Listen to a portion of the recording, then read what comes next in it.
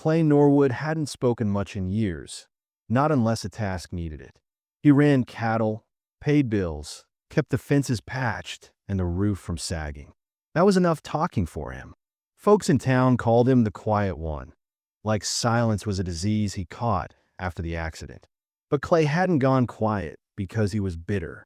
He was quiet because he didn't see much use in words anymore, especially not after burying his wife and baby daughter 7 winters back.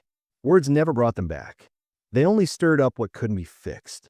His ranch sat near the edge of a dry ridge where the wind came through hard, scraping across the land like it was trying to wear it down, like it was trying to erase something.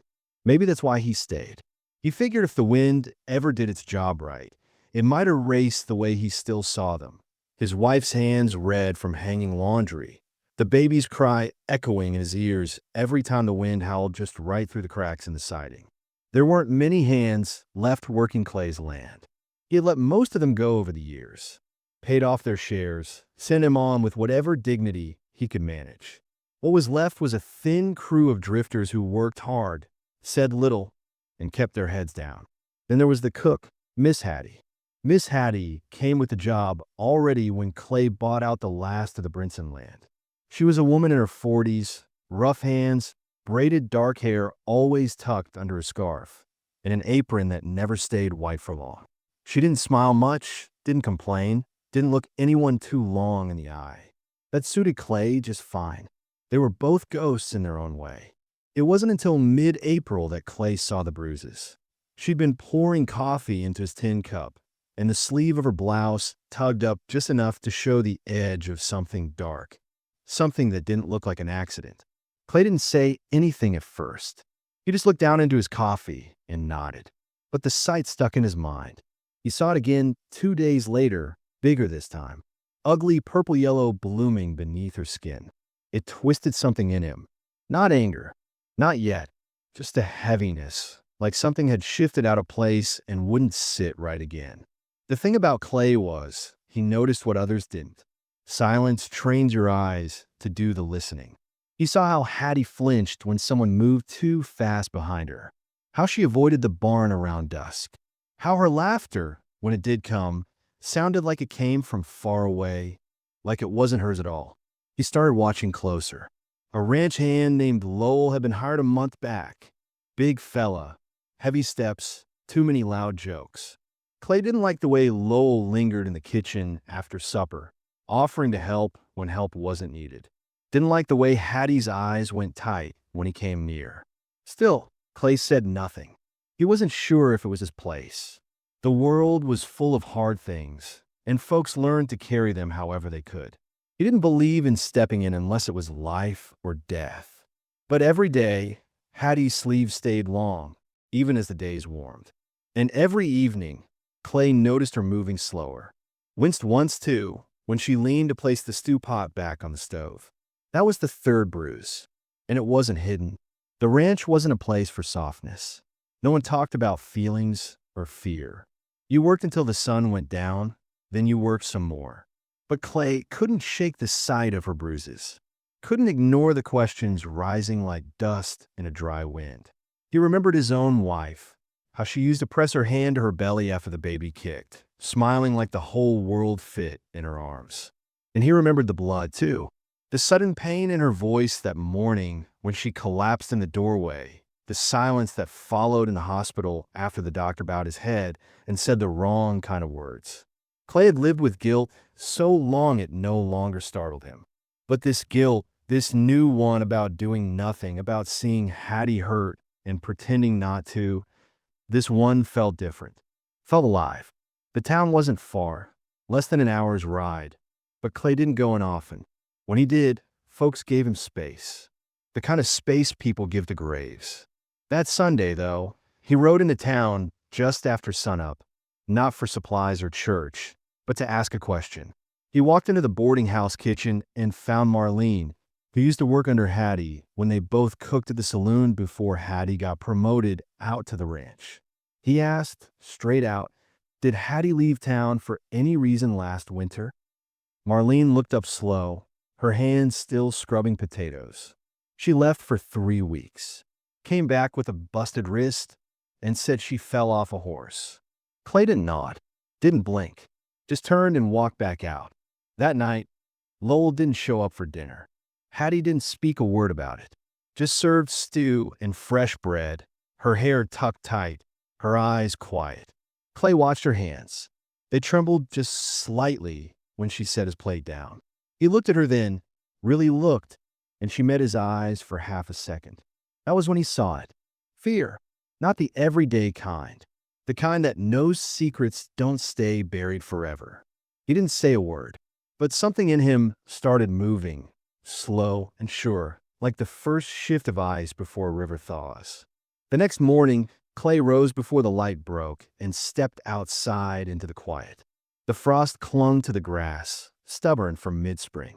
He watched it glitter for a moment, arms crossed over his chest, as if something might make sense if he stood still long enough. But nothing did, not yet. What he knew was this: there was something wrong on his ranch, and he couldn't pretend not to see it anymore. The hands started arriving around 6. Well, Harper, the youngest, no more than 20, always came first, eager to prove himself. A decent boy, raised poor like most around these parts. He kept himself mostly, but was quick to nod or tip his hat when spoken to. Then came Reuben and Tomas, 2 Mexican brothers who'd worked ranches from Arizona to Wyoming. Good with horses, smart with tools, but wary of anything that smelled like trouble. Then Lowell. He was always last. Lowell strutted in like he owned the place. Loud boots, louder voice, and a grin that never quite reached his eyes. He was the kind of man who liked to test limits, then acted surprised when someone pushed back. Clay watched from the corral as Lowell nudged Will on the shoulder hard enough to stumble him, laughing when the boy muttered and kept walking. Reuben and Tomas exchanged a glance and didn't say a word. It was easier to let Lowell be. That's what most folks did. After breakfast, Clay walked the perimeter with Tomas, pretending to check fence posts, but really feeling the man out. Tomas didn't speak unless spoken to, but when he did, his eyes stayed sharp and steady. They walked a stretch in silence until Clay finally asked, "Lowell give you any trouble?" Tomas glanced sideways, then shook his head. "Not me, but he's wrong with her. I see how he is when no one's looking." Clay nodded slowly, unsurprised but still sickened. He wanted to ask more, press it, but Tomas clearly wasn't the talking kind, especially not to a white rancher, even one as quiet as Clay. Still, the message was clear enough. He wasn't imagining it. Back at the house, Hattie worked as always, scrubbing pots, kneading bread, boiling beans. She moved with practiced care, like every step was calculated to avoid drawing attention. But today, Clay stayed longer than usual in the kitchen, standing by the back door like he belonged there. "You sleep at all last night?" he asked. Hattie didn't look up. Same as usual, which likely meant not much. "Lowell's got a temper," Clay said carefully, watching her face. She wiped her hands, slow, then turned to look at him. "That your way of asking me something?" He didn't answer. Didn't need to. She went back to work. "Don't go making something out of nothing. I've seen the Bruises." She stopped moving for a long second, then said, "Some things you live with. That's the way it is." Clay stepped forward. "That don't mean it's right." She turned then, and for the first time, there was heat in her voice. "You think I don't know that? I got nowhere else, Mr. Norwood. I leave, I lose the roof over my head. I lose the only place that don't look at me like I'm trash." He wanted to say something that would fix it, but he'd never been good with those kinds of words. All he could manage was, "You're not trash." She laughed then, short and bitter. "Doesn't matter what I am. Matters what people think I am." He left her alone after that, but the words clung to him like dust. That night, Clay called Reuben and Tomas into the barn after supper. He stood with them in the hay-lit dark, both men leaning on stall rails, waiting. "I'm thinking of letting Lowell go," Clay said. Tomas nodded once, no argument. "You see anything more than bruises?" Clay asked. Reuben sighed. "I seen him grab her arm once. Thought it was nothing at the time." She yanked away, but he smiled like it was a game. Clay's hands clenched at his sides. Tomas added, "She's scared of him. Won't say it, but you can see it. Would you back me if he makes a mess of leaving?" Tomas looked him in the eye. "We'll stand by." Clay nodded. It was settled. But before he could do anything, the next morning brought trouble. Will rode back from checking the southern gate pale and shaken. "He's gone," Will said, breathless. "Lowell's gone. Packed up his gear and lit out sometime last night." Relief should have followed, but instead, Clay felt a sinking in his gut. People like Lowell didn't leave without saying something. Didn't slink away unless they were planning to come back. Or do worse. That afternoon, the sheriff rode up in a dust storm of worry. Sheriff Garrett hadn't set foot on Clay's ranch in over a year. "You seen Lowell Briggs?" he asked, dismounting with a frown. "Left sometime in the night," Clay replied. "Didn't say where." Garrett scratched his chin. "Well, he's wanted for questioning. Hattie's old landlord, Mr. Biles, was found beat near to death behind a feed store. Nothing taken. Just hurt. Bad." Clay's blood ran cold. He looked past Garrett toward the house, where Hattie stood on the porch, arms crossed, face unreadable. "She ever mention him to you?" Garrett asked. Clay nodded once. "She said he was rough. Never gave details." Garrett sighed. "Well, Lowell was seen in town that night.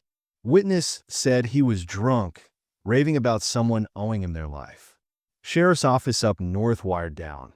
They think he skipped parole up in Montana. Assault case. Real bad." Clay had known Lowell was mean. He hadn't known how far it went. "I'll let you know if I hear anything," Clay said, and the sheriff nodded before heading out again, muttering under his breath. That night, Clay didn't sleep. He sat on the porch with his rifle across his lap, eyes fixed on the dark edge of the trees. The land was quiet, but not still. Every coyote howl sounded closer than it was. Every gust of wind carried a warning. Inside, Hattie locked her door for the first time since arriving. She didn't say a word all evening, just nodded when he offered her the key to the bunkhouse pantry. Said she'd sleep in there tonight instead of the main house. "Too many windows," she said. The crew walked with their heads lower the next day. No one said much, but they all knew. A predator had been living among them, and now he was loose. Will stayed close to Clay now, like a colt finding trust in the hand that feeds it. Tomas kept his rifle nearer than usual. Even Reuben, normally so calm, checked the locks twice before bunking down. And Hattie, she changed. Her back stayed straight, her voice calm, but her eyes looked farther off, like she was watching something only she could see. Clay started wondering how much more she hadn't said. How long she'd been surviving without asking anyone for help. There was something else there, some deeper thing she hadn't shared. And he was beginning to think it wasn't just bruises, because it wasn't fear he saw in her anymore. It was guilt. The wind picked up 3 days after Lowell vanished. It came down from the north in fast, dry gusts, shaking the shutters and stirring up dust that clung to skin and memory. On the surface, nothing had changed. Meals were served, cattle fed, fences walked, but everyone on the ranch moved differently now. There was a stiffness to the men's steps, a way they looked toward the horizon like they were waiting for something to come over it. Clay hadn't spoken to Hattie much since the sheriff's visit. She kept to herself, staying busy in the kitchen or locking herself in the pantry room behind it, pretending to rest. But Clay watched her. He noticed her silence wasn't just fear anymore. It was heavy, almost resigned, like she was holding something she didn't know how to put down. That week, Clay had begun riding the outer fence line again, alone this time. He claimed it was to check for breaks in the wire, but really, he was looking for signs of Lowell. Fresh tracks, campfire ash, something, anything. He saw none of it. On Friday, just after dusk, Will came to the porch looking nervous, hat in hand. "I found something," he said. "By the creek." Clay stood. "Show me." The ride was quiet except for the steady creak of leather and the low rustle of trees. Will led Clay to a patch of tall grass just past the bend. "There," he said, pointing with his chin, "a rabbit trap, long forgotten, rusted and half buried. But next to it, the remnants of the fire. Not more than a day old." A few blackened sticks, a scorched tin can, and the faint impression of a boot heel. Clay crouched and ran his fingers over the track. He knew that tread, thick, rounded toe. The same boots Lowell wore when he first arrived. He stood slowly, heart thudding. "He's close," Clay muttered. Will shifted uneasily. "You think he's watching us?" "I think he never really left." They rode back faster than they'd come. Clay didn't sleep that night either. He stayed outside again, rifle across his lap, eyes on the tree line. He felt it now. Something was coming. Something worse than Lowell showing up in the dark. Something hidden. The next morning, Hattie was already in the barn when Clay went to check the tack. She was brushing down one of the horses, her back to him. He noticed her shoulders shaking just slightly. "You all right?" he asked. She didn't turn. "He was here, wasn't he?" Clay didn't answer right away. "I felt it," she said, voice thin. "You don't forget how it feels when someone watches you." "He left something behind," Clay said. "Campfire near the creek." She nodded once, then turned to face him. Her eyes were red. "He's not here to hurt me," she said softly. "Not just me." Clay frowned. "What do you mean?" But she looked away, stroking the horse's neck. "He's here because of what I did." That stopped him cold. "What you did?" She hesitated for so long he thought she wouldn't speak again. Then she finally said it, low and flat, like she practiced. "I lied to the sheriff. It wasn't just Bruises. I gave Lowell up, back in Montana. I gave his name to the judge when no one else would." She swallowed hard. "He was beating a girl. 17. I saw it. Reported it. He went to jail. I thought he'd stay there. He didn't." Clay stared at her, barely blinking. "He came looking for me last year. I moved towns. Took this job. Thought maybe out here." She trailed off. "And now he's back," Clay said, the weight of it settling in. "I think he's here to finish what he started." Clay didn't speak for a moment. He was angry, furious, not at her, but at himself, at the law, at how easy it had been to overlook all the signs. But there was more. The weight in her voice, the way her eyes looked when she talked about Montana, it was deeper than fear. It was guilt, real guilt. He stepped closer. "You did the right thing." Hattie didn't answer. That afternoon, Clay gathered the crew. "I found tracks," he told them. "Lowell's still out there. He's hiding, watching, waiting." They looked at one another. Tomas nodded. Reuben's jaw tightened. Will, pale but determined, said, "What do we do?" "We ride together. We check the line. We don't go out alone." For 3 days, they rode in shifts, checking every ridge, every hollow, every tree split wide enough to hide behind. Nothing. It was like Lowell had vanished into the dirt. Then, on the 4th night, the barn went up in flames. It happened just after midnight. The horses screamed first, then the dry crackle of fire followed. Clay and the men rushed out, shouting, grabbing buckets, stomping flames with boots and shovels. Hattie stood on the porch, frozen, eyes wide in horror. By dawn, the roof had caved in and 2 horses were dead. The others, spooked and bleeding, had managed to escape through the broken gate. Someone had unlatched it. That was no accident. It was a message. The sheriff came again that morning. Garrett stood by the blackened remains of the barn, his face grim. "We found something," he said, reaching into his coat and pulling out a cloth-wrapped bundle. Inside, a knife, bloodied, the initials LB carved into the handle. "Wasn't left at the fire," Garrett said. "Someone found it behind the boarding house this morning, under Miss Hattie's old room." Clay went still. "What are you saying?"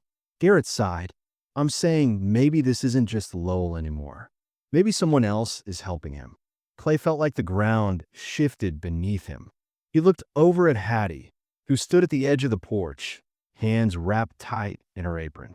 When their eyes met, she looked away. That night, Clay knocked on her door. "I need the truth," he said. "All of it." She didn't open the door at first, but after a long pause, it creaked open. She stood there in her nightdress, face drawn. "Lowell's brother lives here," she said quietly. "Name's Caleb. He runs the boarding house now." Clay's breath caught. "He hated me from the start. Blamed me for getting Lowell locked up. He told me once, if Lowell ever came back, he'd help him finish it." And you didn't tell the sheriff? No proof. No one believed me. And I couldn't afford to leave again. Clay stepped back. Everything made sense now. The knife, the fire, the feeling that nothing added up. I'll handle it, he said. She shook her head. You'll get hurt. Clay's eyes narrowed. Not this time. The next day, Clay rode to town alone. He walked into the boarding house just after sundown. Caleb was sitting behind the desk, greasy-haired and thin, wearing a smug expression like he knew what Clay had come for. Looking for a room? He asked, smirking. Clay didn't answer. He stepped forward, hands resting on the edge of the desk. You lit that fire? He asked. Caleb's smile vanished. Clay didn't give him a chance to speak. You tell me where your brother is. Caleb leaned back. You think I'm scared of you? Clay didn't raise his voice. No, but I think you're scared of prison. And that knife with your initials, that's going to the sheriff. Unless you start talking. Caleb went pale. He stood slowly, hands up. All right. He's staying with a trapper outside town, about 4 miles west by the ravine. He's planning something. Said he wanted to drag her out by the hair. Make her pay. Clay turned and left without another word. By nightfall, he had Tomas and Reuben saddled and ready. We'll beg to come, but Clay shook his head. Stay with Hattie. Keep her rifle close. The ride was hard and fast. The moon lit their way as they followed the trail west. Near the ravine, they saw it, an old hunting shack, light flickering behind the shutters. They tied the horses back and crept forward, rifles drawn. Clay signaled, then kicked the door open. Lowell lunged from the shadows, knife raised. Tomas fired once, hitting the wall as Lowell ducked. Clay tackled him to the ground, the knife slicing past his shoulder. Reuben grabbed the man's wrist, twisting until the blade fell. It was over in seconds. Lowell lay on the floor, panting, bleeding from his temple. Clay stood over him, breathing hard. You picked the wrong ranch, Clay said. Back at the ranch, Hattie was waiting on the porch, rifle in hand, apron stained with soot from the barn fire. When Clay stepped off the horse, she met him halfway. Is it over? She asked. For now, he said. She looked like she wanted to cry, but wouldn't let herself. She took a breath, steadying her hands. I didn't want to bring this to your doorstep. Clay shook his head. You didn't. He did. They stood in silence a moment. Then she said, voice barely above a whisper, I didn't think anyone would believe me. Clay looked at her, eyes soft. I believe you. And somehow, that was the first thing in a long time that made her feel safe. The sheriff came before sunrise. Clay had ridden into town in the dead of night with Lowell bound in the back of his wagon. Blood crusted along the side of the man's head, wrists bruised from rope. Garrett hadn't asked many questions. Just looked Clay in the eye, saw the tightness in his jaw, and took Lowell into custody without argument. He'll see a judge this time, Garrett said, though it sounded like a promise made more to himself than to Clay. Clay only nodded once before turning back toward the ranch, his shoulder bleeding through his shirt, but refusing help. The barn was still a black ruin against the pale morning. Clay stood in the ashes after he returned, boots crunching soft underfoot, the memory of flames still sharp in his throat. He should have felt relief. Lowell was gone, at least for now. But instead, there was just the slow burn of exhaustion in his bones. The kind that didn't come from work, but from carrying something too long. Hattie stayed in her room most of that morning. She didn't come out to cook breakfast, and no one dared knock. Will made eggs for the man, his hands clumsy over the pan. Reuben fixed the busted window in the bunkhouse, and Tomas rode the fence line again without needing to be asked. They all moved like something had cracked open in them. Not fear, not anymore. Just awareness. But the ranch wasn't as far from trouble as they'd once believed. By noon, Clay knocked on Hattie's door. It's just me, he said. He heard her shift inside, but it took a minute before the door creaked open. She looked pale and drawn, hair still unbraided, wearing a dress that hung loose on her frame. I can't cook today, she whispered. I didn't come for food, he said gently. She stepped aside, and he came in. The room was dim, the curtains still pulled, a basin of water gone cold on the side table. Her blanket was rumpled, like she hadn't slept. She sat down slowly on the edge of the bed and stared at her hands. "I thought it would feel over," she said. "I thought once he was gone." "It never feels that simple," Clay said. She nodded. "There's a part of me that keeps waiting for him to come back. For someone else to knock, or yell, or tell me it's my fault again." Clay sat in the chair near the wall, arms resting on his knees. "You did everything you were supposed to. You tried to leave. You tried to speak up. But it followed me anyway." He looked at her then, really looked. "Yeah, sometimes it does. But it's not going to end the same this time." She didn't answer, but her shoulders relaxed slightly. Still, the days that followed weren't easy. The ranch had lost 2 horses, the barn was gone, and the whole place felt unsettled. Hattie slowly returned to the kitchen, but not like before. She worked like someone waiting for bad news. Clay tried to stay nearby without hovering.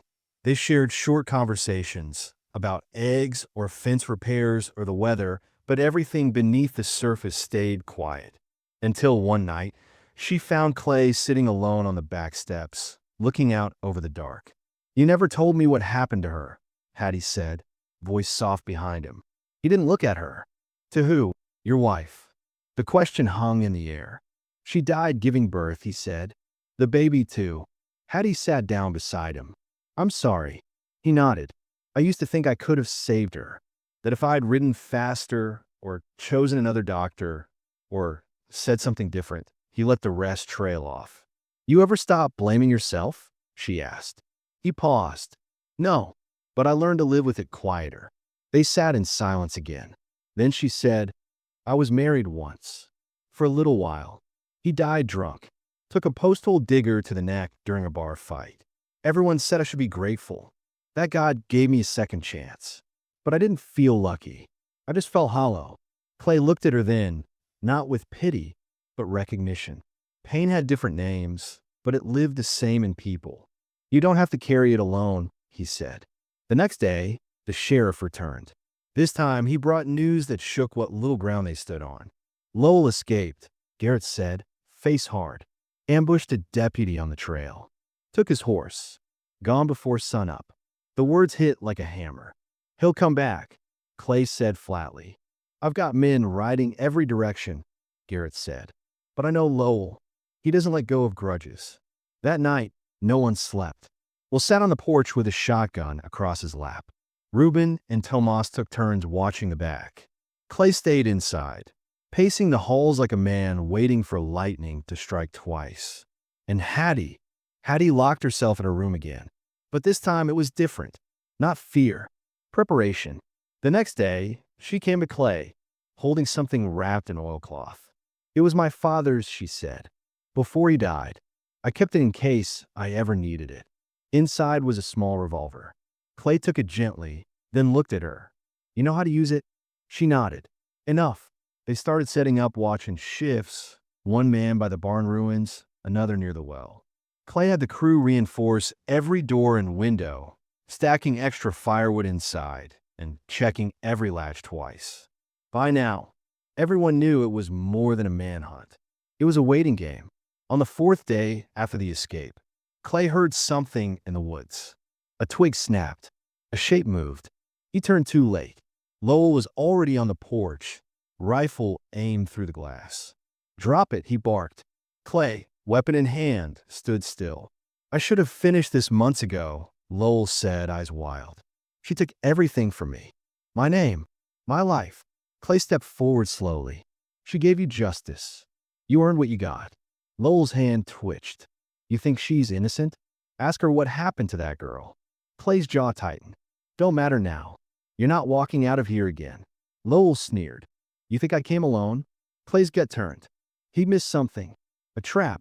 That's when his second shot rang out from the woods behind the barn. Reuben's voice shouted, "Clay, he's not alone." Chaos followed. Gunfire cracked, hooves pounded, and smoke filled the air again as another building, this time the shed, was set aflame. Hattie didn't hide this time. She came out shooting. Clay saw her fire twice, steady hands, eyes cold. One of Lowell's men dropped in the grass. Lowell turned to run, shouting, "This ain't over." Clay fired, hitting him in the leg. The man fell hard. By dawn, the fire was out, Lowell was in cuffs again, and his accomplice, a drifter with a record out of Cheyenne, was dead. The ranch stood, scorched but unbroken. Later, Clay found Hattie sitting on the porch steps again. This time, she wasn't crying. She wasn't shaking either. She looked tired but lighter. "I didn't think I'd live through this," she said. "You did." She looked at him. "I didn't do it alone." Clay nodded. Neither of them spoke for a long time. But they didn't need to. They had survived something that would live in them forever. But they had survived. And maybe that meant something more than either had let themselves hope. The days that followed the second fire felt like the hush that comes after a storm, where everything is still standing, but nothing is untouched. The ranch was a mix of scorched timbers and exhausted silence. The men worked without complaint, each of them nursing wounds, some visible, some not. Clay moved through it all with the same quiet strength as always, but his eyes held something heavier now. Not fear, not even anger, just a deep knowing that things would never return to what they'd been before. Lowell was gone for good this time, shackled and hauled off by 3 deputies, blood dried around his mouth where Clay had struck him for reaching again. Garrett promised he'd be locked up under federal charges: assault, arson, attempted murder. But promises didn't undo what had happened. Promises didn't rebuild barns or erase fire from the sky. Hattie stayed in main house now. Clay had insisted. She didn't argue. Something had shifted between them. Not fast or romantic, not yet. Just a tether. A kind of recognition that they'd seen the worst in each other's lives, and neither had turned away. One morning, as mist still clung to the ground, Hattie stepped into Clay's office holding a small, leather-bound journal. "I need to tell you something," she said, "and I need you to hear all of it, even if it makes you hate me." He looked up from his desk, heart slowing. "All right." She sat, spine straight, both hands on the journal like it could run from her. "It wasn't just Lowell I gave up in Montana. The girl he hurt, Mara, she died. And I didn't just witness the abuse. I cleaned her blood off the floor. I stayed quiet for weeks before I finally reported it." Clay's stomach dropped. "Why?" "Because I was scared," she said simply. "Because I thought if I stayed quiet, he'd stop, that he'd let her go. I kept telling myself I was protecting myself. But I wasn't. I was protecting him. Until it was too late." She opened the journal. Inside were pages of notes. Mara's age, bruises, days Hattie recorded abuse. I started writing it down. Every injury, every time he hurt her. I knew it might come to this. I thought maybe it could help someday. "You carried that with you all this time?" Clay asked, voice hoarse. She nodded. "Every town, every job. I didn't just run from Lowell. I ran from what I didn't do in time." Clay sat back, heart pounding. "I thought you should know the truth," Hattie said. "If you want me gone, I'll leave. I can't pretend I wasn't part of her silence." He didn't speak right away. He stared at her, at the pain she wasn't hiding anymore, the guilt that never left her voice. And then he saw something else. The strength it took to tell him. The courage to carry shame and still walk forward. "I've lived with ghosts too long to cast another one out," Clay said. "You made a choice. A bad one. But you tried to fix it. You faced it." She blinked hard. "You believe me? I believe you did what you thought was safest. Doesn't make it right, but it makes it real." She looked away. "You ever wonder if maybe you didn't do enough? When your wife was dying?" Clay's breath caught, but he didn't pull away. "Every day," he said.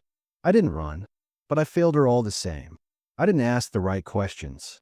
I didn't see how scared she was. She never said she didn't want a child, but I think now she wasn't ready. And I didn't ask." That silence sat between them like a wound. Then Hattie said, "I guess that's what makes us the same. Not what we lost, but what we didn't do soon enough." From that day on, they didn't pretend anymore. They didn't hide behind chores or silence. Clay let her see his pain without shame. And she began to trust the house, the people, the land. She began to trust herself. But healing didn't come without more breaks. 2 weeks after Lowell was taken away, Tomas came to Clay, face pale. "There's something else," he said. I saw Caleb in town, Lowell's brother. He's talking, saying Hattie provoked all of it, that she was running cons across counties, that she's not who she says she is. Clay felt the breath go out of him. You believe him? Tomas shook his head. No, but others might. The next day, a letter arrived. Folded once, no envelope. It was slipped into the ranch gate during the night. Clay found it before sunup. She lies as easy as she breathes. Ask her about Missouri, about the baby, about why she changed her name. You think you know her? You don't. Clay read it twice. Then again. His hands trembled. He found Hattie in the garden, pulling weeds in the corner bed where the wild sage grew. You were in Missouri? He asked. She froze, slowly looked up. I knew this would come. Clay stepped forward. There's something else, isn't there? She nodded. I had a daughter. 10 years ago. He couldn't breathe. She died at 6 months old. No one knew the father. I didn't tell. She had a fever, and I didn't get to the doctor in time. After that, folks didn't see me the same. They said I was cursed. That maybe it wasn't the fever. That maybe it was me. Clay stood motionless. So I left. Changed my name. Started over. I've never told anyone. Not even the sheriff. I couldn't face the way they looked at me. He lowered himself to the bench beside her, his hands clasped tight. You blame yourself? Every day. He looked at her, eyes stinging. Me too. She turned to him. So what do we do now? And that was the moment it changed. Not when the fires burned or the bullets flew, but when two broken people sat beside each other and didn't turn away. We keep building, Clay said. They decided to rebuild the barn together. Not just as workers, but as something more. The men followed without question. Reuben drew up the plan. We'll help sand the boards. Tomas handled the roof. And Clay and Hattie laid the first beams side by side. By the time summer came, the barn stood proud again, red paint fresh against the prairie sky. One evening, as the sun fell slow and gold, Clay handed Hattie a small box. Inside was a single locket. Empty. For her, he said. Your daughter. If you ever want to carry her with you. Hattie opened it with trembling fingers. Thank you. He stood with her as the wind stirred the grass. No promises, no vows, just two people who had faced everything and were still standing. And maybe that was enough. Maybe it always had been. By late summer, the air carried a different kind of silence over the ranch. Not heavy, not tense, but thoughtful. The fields were golden with sun-dried grass. The new barn stood proud against the sky, and for the first time in years, Clay Norwood felt like the land was starting to breathe again. The kind of breathing that comes after a long-held grief starts to loosen its grip. It wasn't joy exactly. It was something quieter, more sacred, peace, hard-earned and carefully kept. Hattie had begun leaving her door open during the day. She no longer paused to listen before stepping outside or glanced over her shoulder at shadows. She still carried the past with her. It clung to her in the way she wrapped her shawl too tightly when the wind blew or the way she tensed at raised voices. But she was no longer shaped by fear. She was building something now, not just surviving it. Each morning, she'd bring Clay his coffee out by the corral where he worked. He'd thank her with a quiet nod. Some mornings, she'd stay and talk. Others, they just stood side by side, watching the horses graze. Words weren't always needed between them. What had passed between them, what they had confessed, carried, and survived, had grown into something deeper than comfort. The rest of the crew settled into the new rhythm too. Reuben and Tomas became fixtures, not just workers but protectors in their own quiet ways. Will grew into himself, more sure-footed now, more alert. There was less laughter on the ranch, but more meaning in the quiet gestures. The extra water bucket left near the fence, the tools put back in place, the glances exchanged when the sky looked stormy. But Clay hadn't forgotten the letter, or Missouri, or the way Hattie's voice had cracked when she said the baby's name, Mara. Not the girl Lowell had hurt. Her child, the same name. That detail had stuck with him. One afternoon, Clay rode out to the county courthouse. He didn't tell Hattie where he was going. He asked for records, births, deaths, anything tied to Hattie's old name. He didn't want to question her honesty, but he needed to understand fully.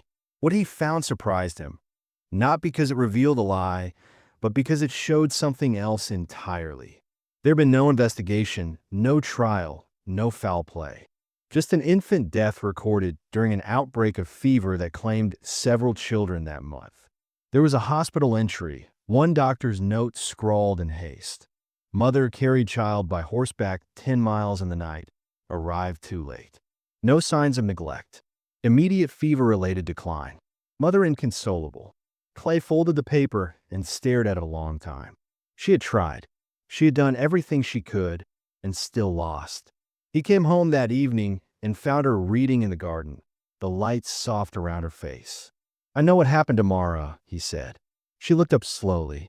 "I went to the courthouse." Her lips parted, eyes brimming, not with anger, but with fear. "I had to know the whole story," he said. Hattie stood, heart in her throat. "And now that you do?" Clay took a breath. "Now I can say without doubt, you never deserved what the world gave you. You carried all of it alone. You don't have to anymore." She exhaled shakily. "I thought you'd see me different." "I do," he said. "Stronger than anyone I've ever known." Her hand reached for his then. Not dramatic, not romantic, just a quiet offering of trust. He took it. Autumn came early that year. The air turned crisp, the grass dry. Life on the ranch kept moving forward. Cattle drives, repairs, long days in the sun. But something had settled into the bones of the land. A gentleness, a patience. The sheriff came one last time, weeks later, to tell them that Lowell had died in custody. Knife wound from another inmate. "Fast," Garrett said. "Not clean, but fast." Clay didn't say much. Hattie nodded once, turned her face to the window, and whispered, "Let it end." And it did. Not with flames or shouts or bullets. Just a quiet fade of a name no one had reason to speak again. The irony of it all wasn't lost on Clay. A man who'd kept his heart locked up for years found his way back to life through the woman everyone else had whispered about, doubted, avoided. And Hattie, who had crossed state lines carrying nothing but scars and a name she wouldn't speak, found a home in the one place no one thought could heal. She never asked him for more, and he never offered promises he couldn't keep.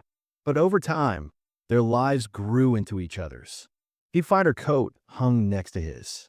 She'd leave an extra plate on the table. When she braided her hair in the mornings, he'd bring her coffee and sit near the stove, pretending to read, but mostly just listening to the soft sounds of life returning. The men on the ranch knew, without anyone needing to say it, Hattie belonged here. So did her story. One evening, Will asked Clay, "Do you think people like that ever really change? Men like Lowell?" Clay thought about it for a long time. "Some don't," he finally said. "But the ones who carry what they've done and try to make it right, that's where the change lives. Not in forgetting, in choosing different, even when it hurts." Will nodded, and something in him seemed to settle too. The last frost came in late October. Hattie planted bulbs along the side of the barn, quiet and steady. Clay stood nearby, hammering in a new sign above the door. Norwood Ranch. EST 1879. He looked down at her dirt-streaked hands. "Think they'll bloom?" She smiled softly. "Might take a while. But yes, that spring they did. Pale yellow daffodils, reaching through the soil like hope made visible.